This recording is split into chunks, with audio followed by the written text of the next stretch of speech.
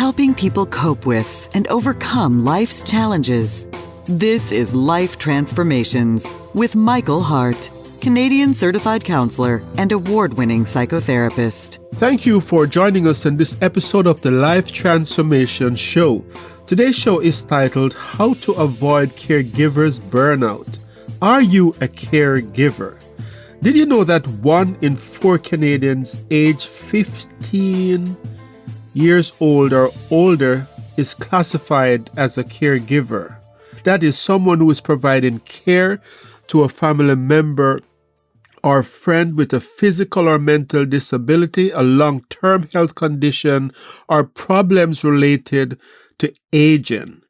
In the States, the situation is very similar. 53 million American adults are said to be unpaid caregivers in 2020, and about 89% were caregivers for someone related to them, and nearly half of those cared for a parent.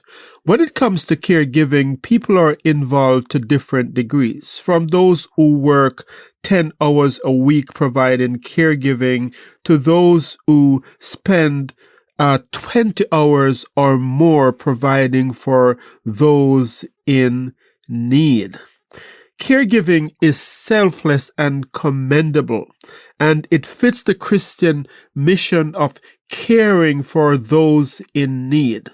James 1:27 speaks of caregiving as being a sign of undefiled religion. And it says, pure and undefiled religion before our God and Father is this, to care for orphans and widows in their distress. And so that reference to orphans and widows doesn't mean that it is only those categories of people that if you care for them, it's recommended. But what it is saying is those two categories represented the most vulnerable and needy segments of the society in biblical times. And so what the Bible is saying, that it is true religion to care for those in need. Jesus in Matthew 25:31-46 tells a parable where he speaks of caregiving. And in the parable, Jesus teaches that doing good for those in dire need is actually a service to God Himself. So if you are involved in caregiving, you're involved in something that's very honorable, very commendable, and very pleasing to God. However, despite the many virtues of caregiving, we need to be mindful that caregivers are often at risk for what has been called caregivers burnout. Caregivers burnout is prevalent. The National Alliance for Caregiving says that 40% of caregivers felt emotionally stressed, and almost 20% said it caused financial problems, and 20% felt physically strained. But not all these people are suffering from caregivers burnout. So I want to speak a little bit more specifically about what are some of the signs and symptoms of caregivers burnout. So here we go. And I think this is very important for us to note these signs, because a large study in the Journal of Gerontology found that caregivers who felt they were under a lot of strain had poorer health outcomes compared to caregivers who felt little or no strain. And it's not just the amount of hours that people put into caregiving that results in them having these negative health outcomes. It's about how they care for themselves.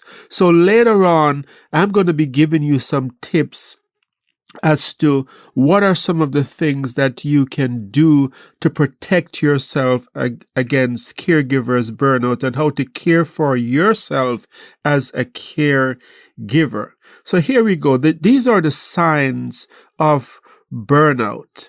Feeling anxious. Do you have this general sense of anxiety that you have developed after you have been providing care for a loved one or a friend for some time? And this feeling of anxiety just seems to not be related to anything anything specifically. You wake up with that feeling of anxiety. You walk around with that feeling in your chest that something is about to go wrong, but you can't seem to put your finger on what it is that is making you anxious. Another symptom is losing interest in things that you previously liked to do. You've given up your hobbies, or you just find no joy from doing the things that you once did. Have you begun to isolate yourself from others? Are you feeling a general lack of energy? You're feeling fatigue even after sufficient sleep. Are you feeling irritable? Are you experiencing irritability where things that did not bother you before are now causing you to snap and become angry at others? Maybe you're listening to my voice and you recently just had a meltdown and it seems as if this came out of nowhere and this wasn't you. This could be a sign that you are nearing the point of having a caregiver's burnout. Do you have this general sense too that you're losing control of your life? If you have any of these symptoms that have been mentioned so far, these are all signs. But then there are other kinds of symptoms as well. The next category of symptoms has to do with your physical body. So if you're experiencing, since you've been involved in caregiving, body aches and pains, and there isn't anything physically wrong with you. It's not that you went to the gym and you work out and you're having sore muscles. That would be understandable. But you're just developing these aches and pains in your back, in your shoulder, in your neck, and there is no known cause for those body aches.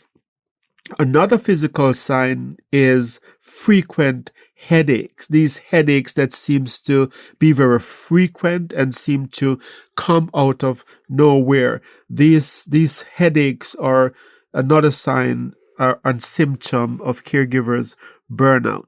Do you have a weakened immune system? And the way you could tell this is that if you're having frequent infections that you didn't have before and you have these recurring infections, it could be a sign that your immune system has been weakened because of the amount of caregiving that you're doing and not taking care of yourself. Do you have decreased or increased appetite? That could also be a sign. But then there are some emotional symptoms as well, some emotional signs. And so feelings of hopelessness. If you have this general sense of hopelessness or this sense of futility, that nothing that you do will accomplish anything because you're just so overwhelmed with the amount of caregiving that you have to do. This sense of hopelessness could be similar to what Elijah experienced on I think it was Mount Carmel, where he fled from Jezebel, and he's hiding from Jezebel. And when God appeared to him in that conversation, Elijah basically said to God, my life is worthless. Nothing that I do matter. I have done so much and Jezebel is still there trying to kill me despite the miracles, despite calling fire down from heaven, despite years of preaching to the false prophet of Baal. there was still as if Elijah did not make a dent or affected any change. Caregivers, people who are caring for people who are very sick, can feel that kind of frustration as well. You're giving your best effort. You're doing everything that is possible to help this person. But despite these best effort, the person is still sick. Their health is still failing. And this can lead to a sense of futility and hopelessness. But you could also be experiencing lack of concentration, where cognitively your mind is not functioning the way it did before. Maybe previously things that you could accomplish in a few minutes, it's now taking you hours to complete, and you just can't seem to focus your mind and be as effective and efficient as you were before. Or maybe you're experiencing this other symptom whereby you are lacking motivation. You just don't have the get up and go that you had before. Everything seems like a drag. You're not going about this caregiving with the enthusiasm and the sense of purpose that you had before. These are all emotional signs that could be saying to you, you are about to have a burnout. As burnout progresses and depression and anxiety increase, a caregiver may turn to other things such as alcohol or drugs or other stimulants to try to get a relief from the burden that they're carrying. So if you are experiencing any of these symptoms, it's important for you to consider, how is it that you're trying to deal with the situation? Because these unhealthy practices, such as turning to wine or alcohol, will only create other problems. Or maybe you're turning to food. You realize that you are comfort eating and that you're eating, you're feeding on bags after bags of chips night after night. This is maybe a way of you trying to relieve yourself of those symptoms. So it's important to pay attention to that. And instead, turn to these positive symptoms, these positive things that I'm going to be giving you 7 ways that you can avoid caregivers burnout. The first is to listen to your body.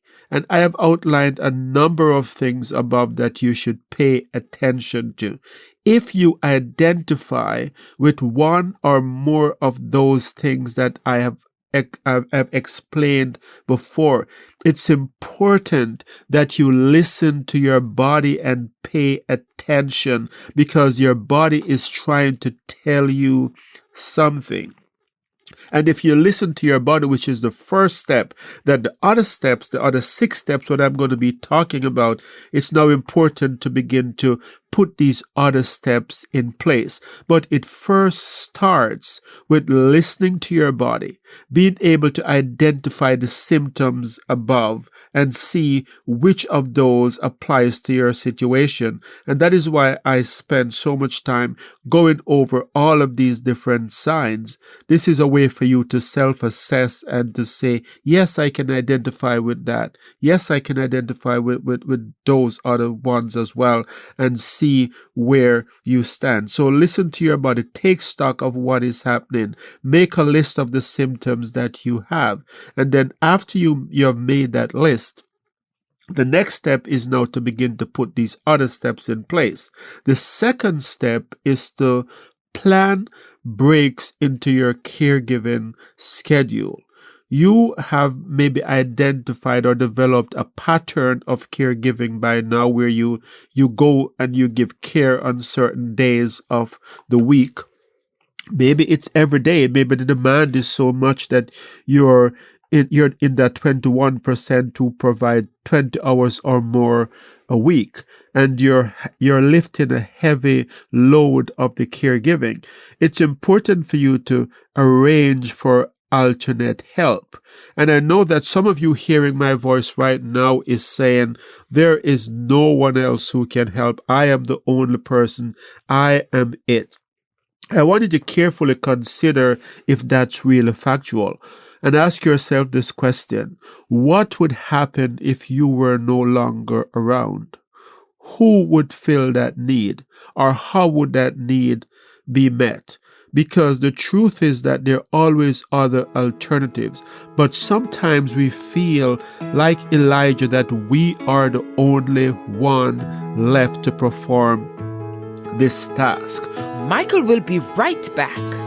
You have been listening to the Life Transformation Show, where award-winning psychotherapist Michael Hart of Elim Counselling Services has been speaking on the topic, how to avoid caregiver burnout.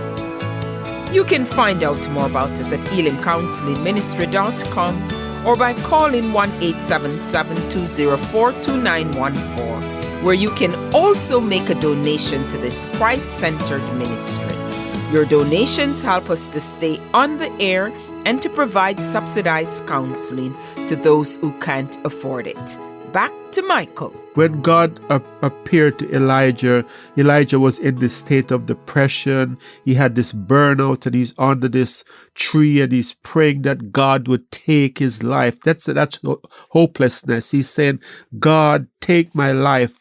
I am worse than all of my ancestors. And he's there lamenting his condition, and then he said to God, I am the only one left. I have worked so hard to get rid of these false prophets, and they have killed all of your workers, God, and I am the only one left.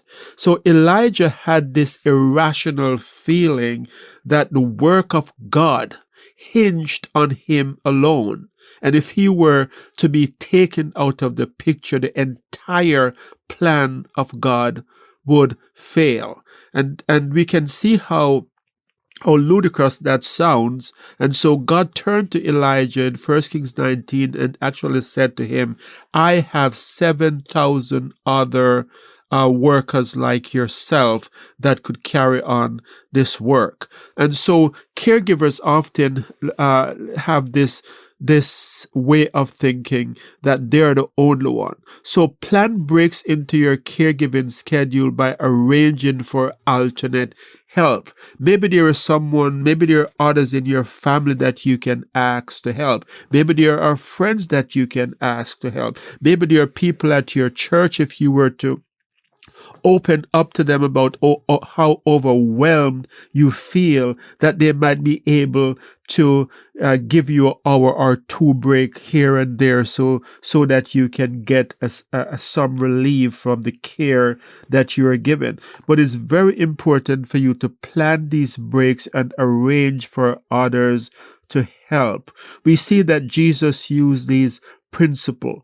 And so in Luke 5:15-16, we read, it reads as follows, but the news about Jesus spread all the more, and great crowds came to hear him and to be healed of their sicknesses.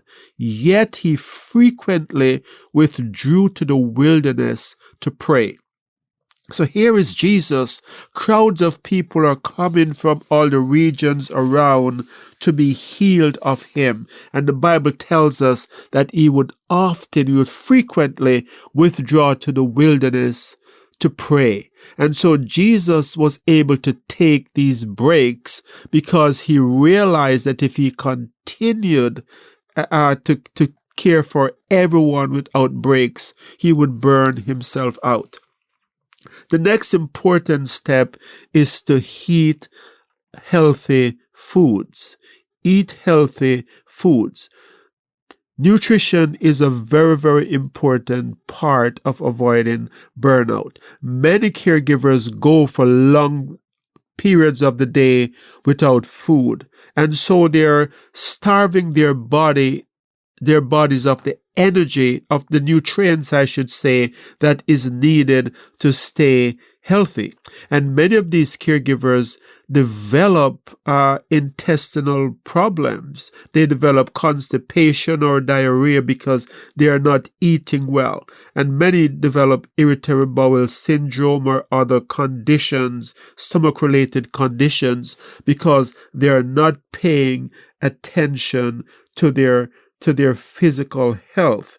Research has now shown that your gut health is very important, and that the health of your stomach, the health of your gut affects your brain. It was once thought by researchers that it was the other way around, that if you were depressed or anxious, that this would affect your stomach, affect the health of your gut. But now they're saying it's actually the other way around, and that the gut is like a secondary brain that communicates with the brain in your head. So in fact, they're saying now it's as if you have two brains, the small brain in your intestines and then this larger brain in your head. And they're saying that the two communicates with each other, and that if you're not eating healthy and the health of your stomach begins to fail, then they're now saying that this in turn leads to mood disorders, depression, anxiety, and so forth. So the anxiety symptoms that we talked about as a sign, and depression as a sign of caregivers' burnout, can be rectified in many cases by just paying attention to the kind of food that you're putting in your body and beginning to eat healthily. And if you begin to do that, you'll begin to see improvements in your mental health, in your mood, in the level of your energy, and all of those other areas. The fourth point is to exercise frequently. I would say 30 to 40 minutes, 3 or 4 times a week of cardiovascular exercise is very important and very effective in reducing stress, increasing energy, and giving you the sense of well-being. When you exercise, your body actually produces its own feel-good hormones called endorphins and gives you this sense of well-being. And so, by not exercising, you're actually robbing your body of that natural way, that natural internal medication that can help to offset irritability, offset feelings of depression, and feelings of anxiety. So, this is crucial to avoiding caregivers' burnouts. Try to find time in your schedule to exercise. And the next point, the fifth point, is to maintain your sleep schedule. So set up and maintain a sleep schedule. And so what I mean by a sleep schedule is schedule regular time to go to sleep and regular time to wake up in the morning.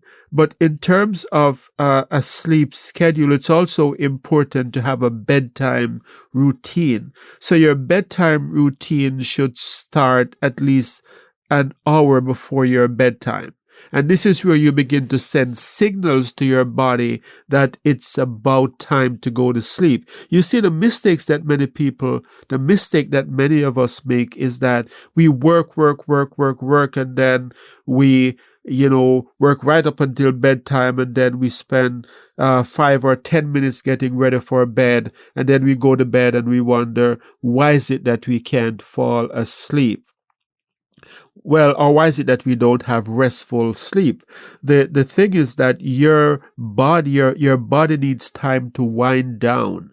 Your body needs time to adjust from the busy routine of the day to being in sleep mode. So I would say at least an hour before bedtime, you start your bedtime ritual. And this could involve dimming the lights in your house, or in the room that you spend that hour before bedtime in, so that you're sending a signal to to your body that it's about time to wind down its activity. And so bedtime routine could also mean listening to sleep music or something very relaxing to send the signal to your brain that it's now time to cut off from busy activities and to now get into this mood of sleep.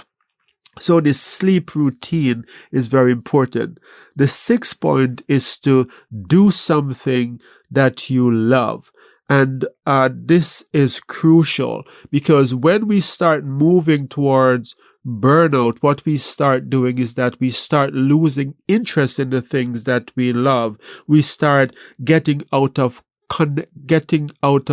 contact with people that we once had fun with.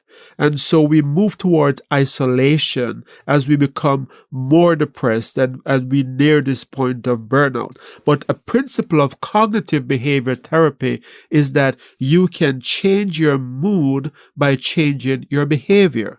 And so instead of saying, I want to wait until I feel better before I can begin to socialize again and to do things that I love, it's actually the opposite. Start doing something that you enjoy, something that you love, and your mood will improve. So go out with friends, socialize, do something that is fun with your friends, and you will find that this in turn will lift your mood. And the seventh and final point is crucial. Tap into your spiritual strength. That scripture that we referred earlier to when we talked about Jesus taking time off his busy activities, Jesus planning break into his busy schedule. The last part of that verse says he would withdraw to pray. He withdrew to pray. And praying is Jesus' way of tapping into his spiritual strength. Many of us get to this point of burnout because we are relying on our physical strength, but we also have a spirit and we also have a soul. And so if we don't attend to those other parts of our being, what you will find is that you will get burnout and you will become overload a lot more because you're relying on just your own strength. Jesus tapped into his spiritual strength by slipping away to pray. Prayer is a form of mindfulness, a way of disconnecting from the hustle and bustle of the day and spending time in solitude with God to pray.